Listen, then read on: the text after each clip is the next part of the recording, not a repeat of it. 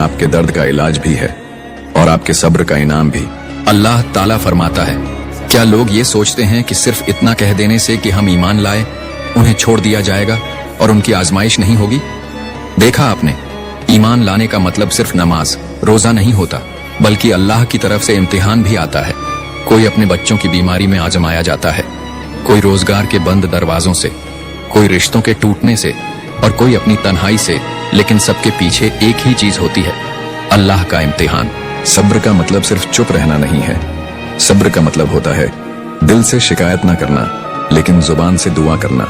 यानी दर्द हो लेकिन अल्लाह से शिकायत नहीं, तकलीफ हो लेकिन भरोसा कायम रहे, आंसू हो लेकिन उम्मीद अल्लाह से जुड़ी रहे। क्योंकि सब्र वही करता है जिसे यकीन हो कि मेरा रब मुझे अकेला नहीं छोड़ेगा। चलो अब तुम्हें एक वाकया सुनाता हूं जो तुम्हारे दिल को मजबूत कर देगा। हजरत अय्यूब अलैहिस्सलाम, एक वक्त था जब उनके पास दौलत भी थी, सेहत भी थी, बच्चे भी थे, लेकिन अल्लाह ने उन्हें आजमाया। सारा माल चला गया, बच्चे भी दुनिया से चले गए और उनका जिस्म बीमारी से भर गया। सोचो जरा, जिस शख्स को लोग हाथ लगाना पसंद करते थे वही इतने बीमार हो गए कि लोग नजदीक तक नहीं आते थे। लेकिन उन्होंने कभी अल्लाह से शिकवा नहीं किया, बल्कि उन्होंने क्या कहा, हे मेरे रब, मुझे बीमारी छू गई है और तू सबसे बढ़कर रहम करने वाला है। और फिर अल्लाह ने उन्हें सेहत भी लौटा दी, दौलत भी और बच्चे भी। यानी सब्र का इनाम ऐसा दिया कि दुनिया देखती रह गई। कुरान में अल्लाह फरमाता है, सब्र करने वालों को बगैर हिसाब के अज्र मिलेगा। सोचो जरा, जिस दिन सब लोग अपना हिसाब दे रहे होंगे, तुम्हें बगैर किसी सवाल जवाब के जन्नत में दाखिल किया जाएगा। क्यों?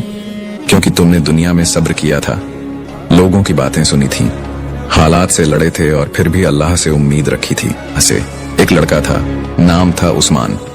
घर की हालत बहुत खराब थी, पढ़ाई करता था लेकिन साथ में काम भी करता था।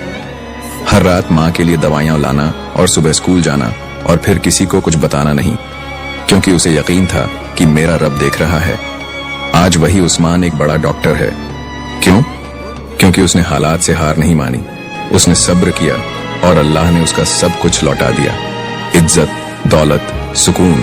क्या तुम जानते हो कि अल्लाह किनसे मोहब्बत करता है? कुरान कहता है, बेशक अल्लाह सब्र करने वालों से मोहब्बत करता है। सोचो, जब पूरी दुनिया तुमसे मुंह मोड़ ले और सिर्फ अल्लाह तुम्हारा हो जाए, तो क्या ये सबसे बड़ी कामयाबी नहीं?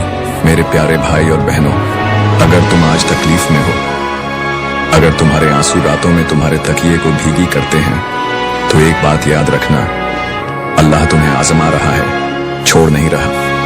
वो तुम्हें ऊंचाई देने से पहले तुम्हें झुकना सिखा रहा है, ताकि जब वो तुम्हें ऊपर उठाए तुम घमंडी ना बनो बल्कि शुक्र करने वाले बनो। इसलिए सब्र करो, रोते हुए भी मुस्कुराओ, क्योंकि तुम्हारा रब तुम्हारे सब्र का फल तैयार कर रहा है।